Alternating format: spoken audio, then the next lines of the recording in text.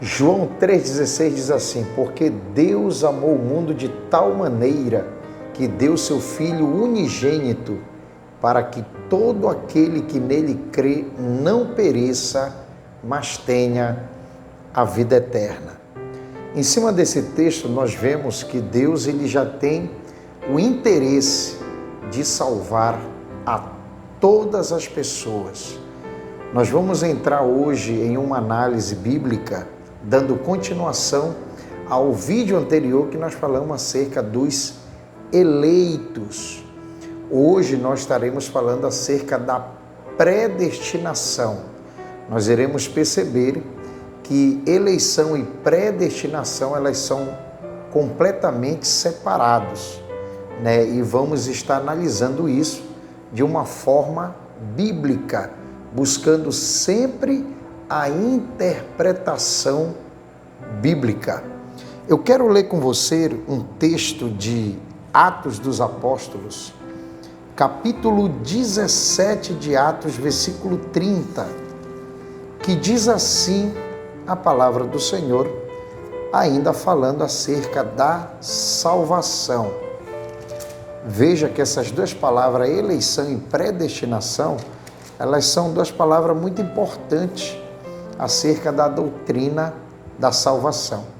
Mas em Atos 17:30, veja o que Paulo menciona para nós, fortalecendo João 3,16, que diz assim: mas Deus, não tendo em conta os tempos da ignorância, anuncia agora a todos os homens em todo lugar que se arrependam. Veja a chamada de Deus a todos os homens. Claro que aqui a palavra homem é um gênero, mostrando que no seu ambiente, no seu contexto, seria uma chamada universal a todas as pessoas. Deus deseja, como diz em segunda carta do apóstolo Pedro, capítulo 3, versículo 9, diz que o desejo de Deus é que todos cheguem ao arrependimento. Então, acerca desse ensino, nós percebemos que na doutrina da salvação, Deus deseja que todos cheguem à plena salvação. Mas voltando para a interpretação, o assunto que é acerca da predestinação, como explicar o texto de Efésios, capítulo 1, o versículo 5, aonde aparece a palavra predestinação, considerando que essa palavra, a palavra predestinação, ela aparece no Novo Testamento cerca de 6 vezes. Nós vamos ler aqui em Efésios, capítulo 1, versículo 5, onde tem uma aparição desta palavra, que diz assim a palavra do Senhor: e nos predestinou para filhos de adoção por Jesus Cristo, para si mesmo, segundo o beneplácito de sua vontade, para louvor e glória da sua graça, pela qual nos fez agradáveis a si no amado. Veja que a palavra predestinação, ela aparece aqui no texto, sabendo que a palavra predestinação em si, ela tem um significado como se fosse determinar ou determinado antes.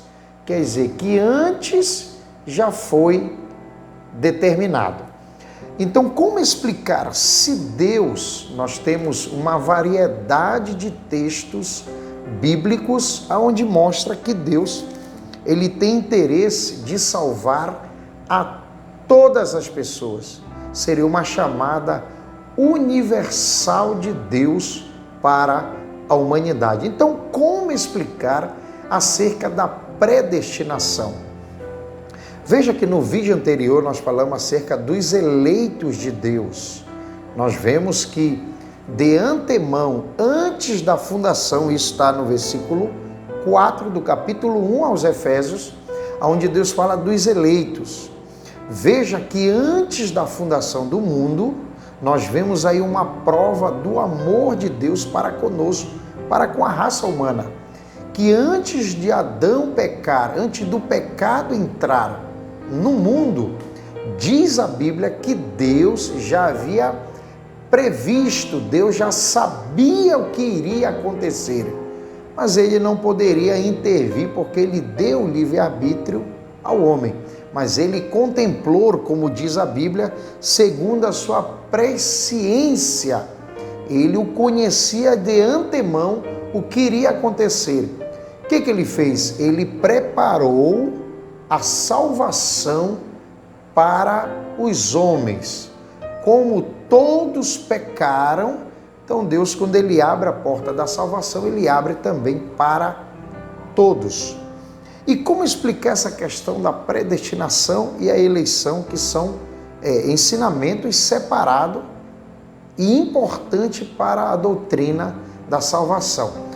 Deus contemplou, como eu falei no vídeo anterior, Deus contemplou no meio de toda a raça humana, ele olha, ou ele já havia contemplado a igreja do Senhor.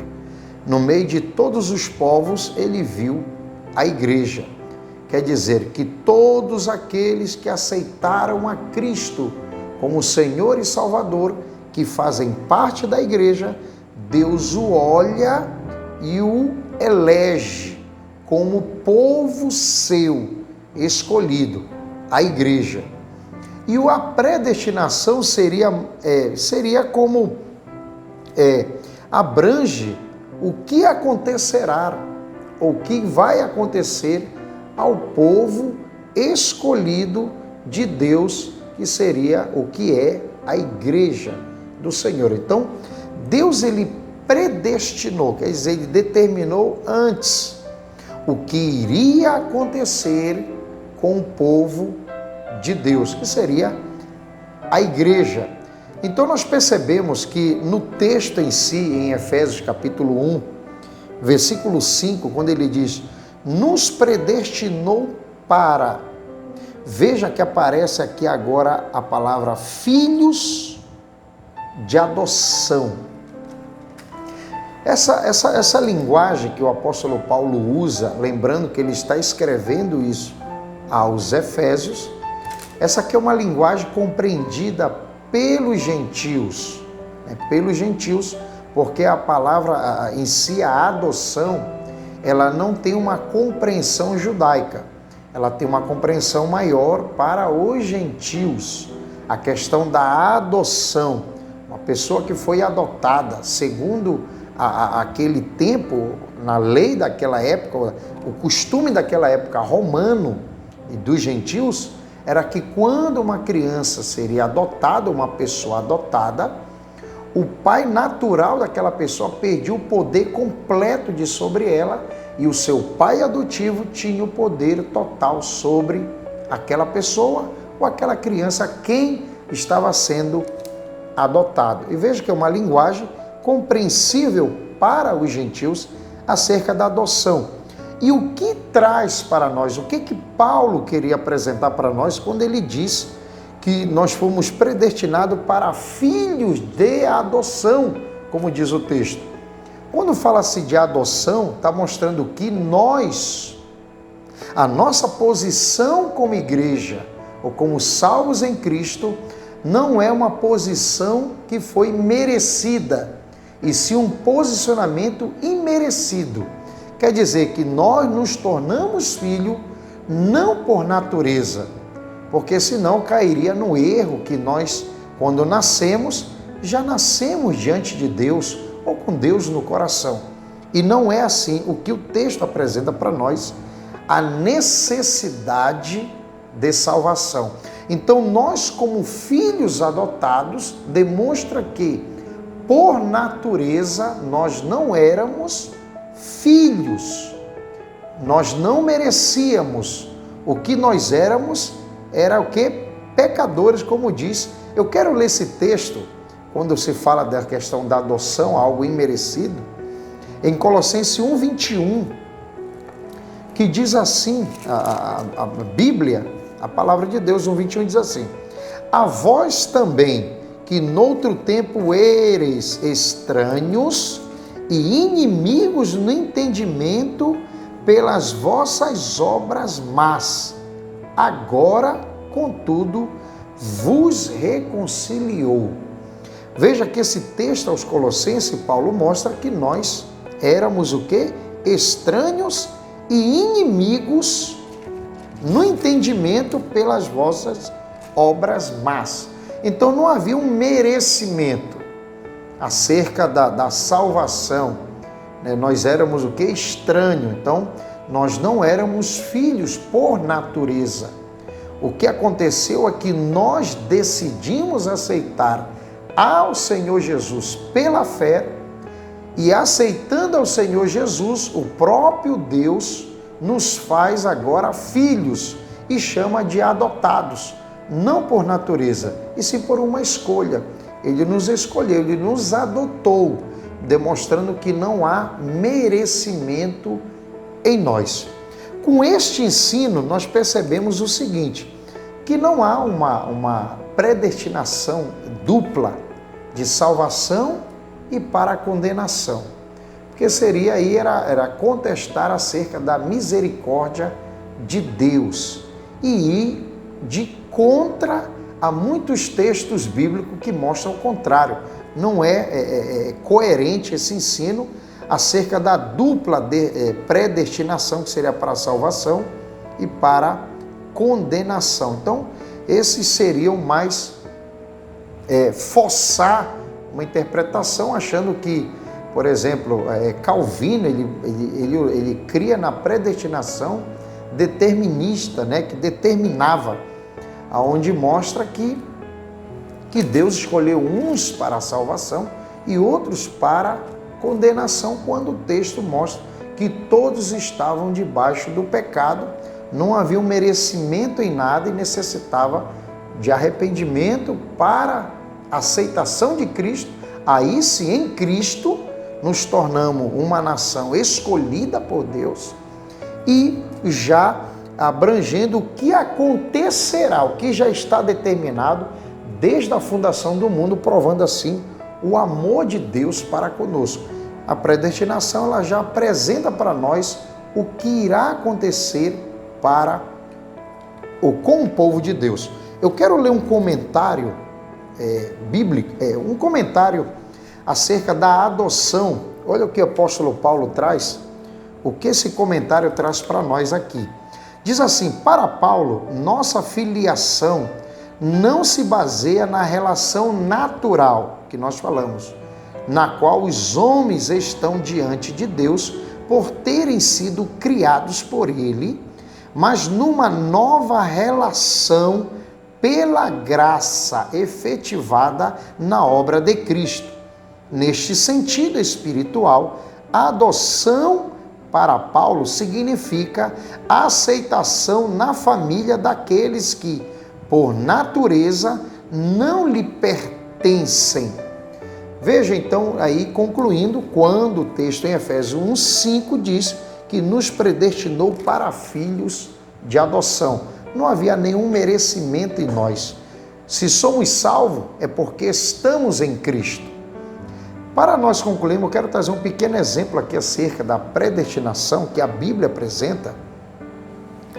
É acerca da viagem de um navio para o céu. Isso aqui está na Bíblia Pentecostal, esse exemplo que nós tomamos aqui para nós citarmos que o navio seria a igreja, o capitão seria Cristo, O navio, ele foi escolhido para chegar até o céu. O céu seria o destino, quer dizer, já está destinado, determinado o destino do navio, que será o céu. Então, o que vai acontecer? Enquanto nós estivermos dentro deste navio, Jesus sendo o capitão, nosso destino será o quê? Nós iremos chegar ao destino final, que será o céu. Mas se nós tomarmos posição de querer sair do navio, aí o nosso destino será outro, porque o navio continuará navegando para chegar ao seu destino, que será o céu. Então esse exemplo resume bem o que seria a predestinação. É um ensino muito importante para nós, que traz segurança para nós cristãos e a prova do amor de Deus para conosco, que estamos em Cristo Jesus. Então, já está determinado aos escolhidos, que seria a igreja, o seu destino final, que será o céu, e isso já foi preparado desde a fundação do mundo. Então, eu deixo aqui com você essa pequena análise bíblica acerca da predestinação, que é bíblica. Então, Deus abençoe, um forte abraço.